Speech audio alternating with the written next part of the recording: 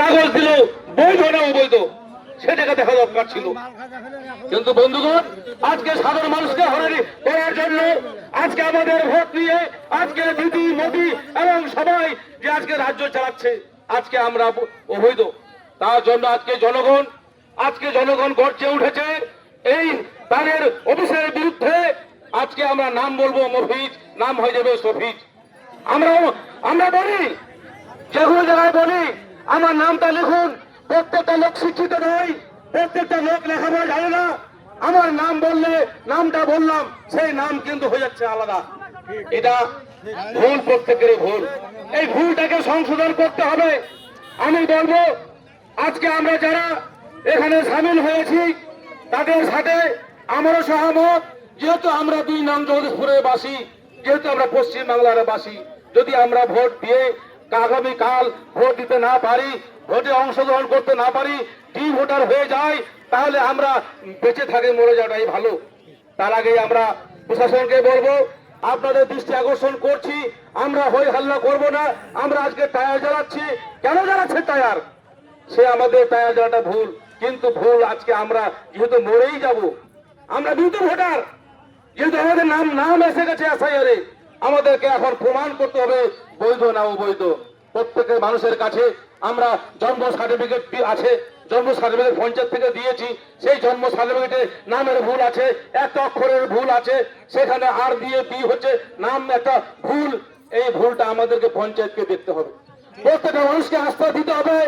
আজকে এখানে এসে বলতে হবে যেগুলার লোকের নাম ভুল আছে সেই ভুল আমরা সংশোধন করে দেব।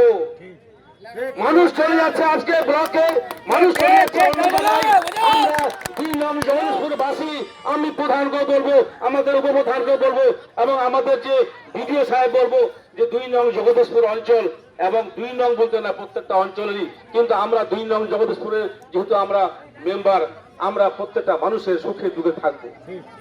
আজকে মানুষের যে হয়রানি, এই হয়রানি হচ্ছে, এই হয়রানিকে আমরা প্রশ্রয় দিব না।